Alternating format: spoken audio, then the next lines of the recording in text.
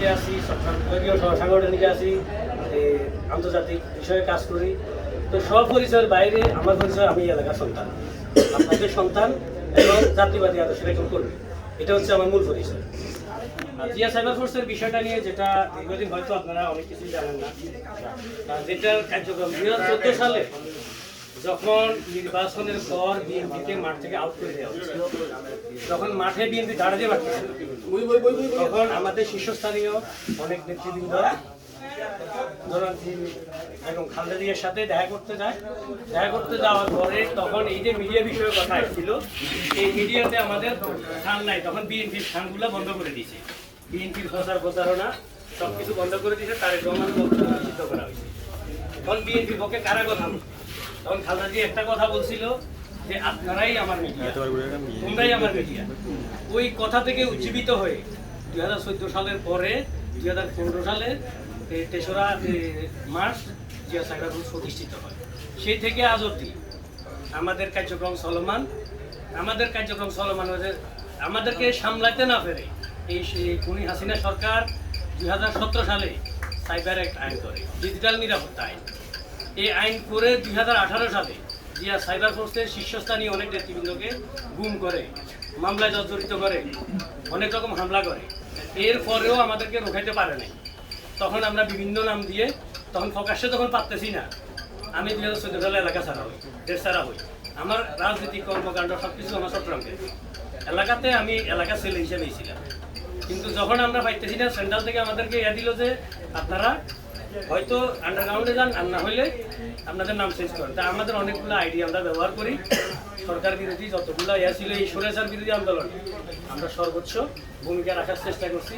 এবং কি বিএনপির শীর্ষস্থানীয় নেতৃবৃন্দ সবাই বিভিন্ন সময় আমাদের প্রোগ্রামে আসি, আমাদেরকে অ্যাপ্রিসিয়েট জানাইছে, আমাদেরকে কার্যক্রম আরও সুপরিচিত করার জন্য বিভিন্ন রকম দিক নির্দেশনা দিয়েছে। তো সেই হিসাবে আমরা কাজ করতে করে যাচ্ছি। সর্বশেষ 5 আগস্ট পরবর্তী যায় রাজনীতি মেনু পুরোটাই পরিবর্তন হয়ে গেছে। যারা আমাদের সঙ্গী ছিল এখন তারাই আমাদের অনেকটা দুশ্মনে পরিণত হয়েছে। রাজনীতিক বিভিন্ন মাঠ পরিবর্তন, যার পরিস্থিতি, রাজনীতি দুইটা ভাগে বিভক্ত হয়ে গেছে। একটা জায়গায় ছিল যে মাঠের রাজনীতি, একটা জায়গায় অনলাইনের রাজনীতি। এখন এখানে সবচেয়ে বড় ভূমিকা পালন করতেছে প্রবাসীরা, যারা কর্মজীবী তারা। এখন আপনি এলাকাতে আন্দোলন করতেছেন, সংগ্রাম করতেছেন, কিন্তু যুগটা হয়ে গেছে অনলাইন। এই এলাকায় একটা ঘটনা ঘটছে, এটা প্রচার হচ্ছে কোথায়? অনলাইনে। মানুষ জানতেছে কিভাবে? অনলাইনের মাধ্যমে।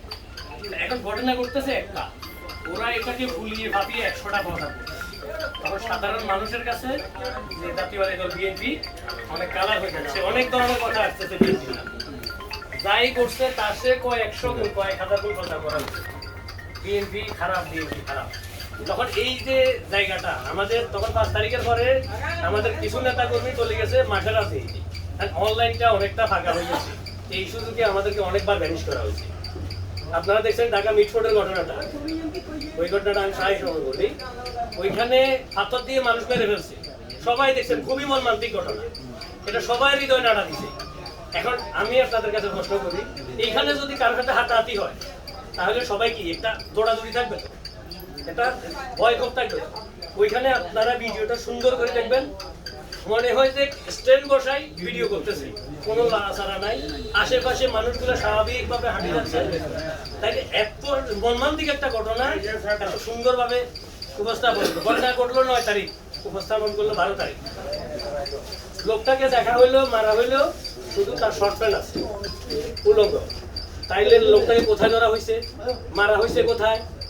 কোনো কিছু নাই, জাস্ট পুরো পরিকল্পিতভাবে বিএনপিকে ম্যানেজ করা হয়েছে। এর পরে আবার সংগঠিত হয়েছে, এটার উত্তর দেওয়া হয়েছে। তো এইভাবে আমরা যারা অনলাইনে কাজ করি, এখন রাজনীতিটা 2টা জায়গায় কাজ করতে হবে, অনলাইন এবং অফলাইন। শুধু একটা জায়গায় নিয়ে বসে থাকলে হবে না, কারণ সামনে প্রবাসীরা ভোট দিবে।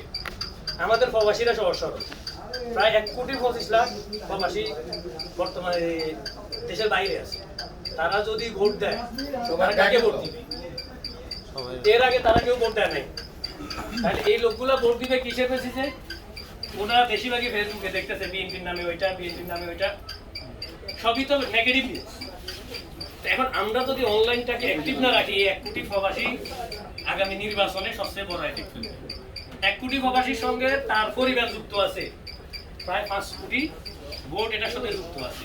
তাই আমরা যারা আছি আমাদেরকে অনলাইনের পাশাপাশি অফলাইনের পাশাপাশি অনলাইনেও যারা আছেন এলাকার বিভিন্ন ঘটনা ভালো কাজগুলা বিভিন্ন অপপ্রচার হচ্ছে, হুট করে একটা এমনভাবে অপপ্রচার হচ্ছে, একটা ছবি দিল আলাউদ্দিন এই কাজটা করছে, এ জানেও না ঘটনা। যেমন আমরা এখানে কতজন আছি, 25-30 জন আছি। যদি 25-30 জন যদি আমরা একটা লোককে চোর বলি, সে লোক অর্ডার চোর, হয়তো ওই ঘটনাটি ওইখানে ছিল না। এখন ঘটনাটা এইভাবে ঘটাইতেছে তারা, একটা ফটো কাট করতেছে, ওইখানে অমুক নাম, অমুক চুরি করছে, অমুক সাদাবাড়ি করছে, এখন ওইখানে এট এ টাইম 10,000 20,000 শেয়ার হয়ে যাচ্ছে।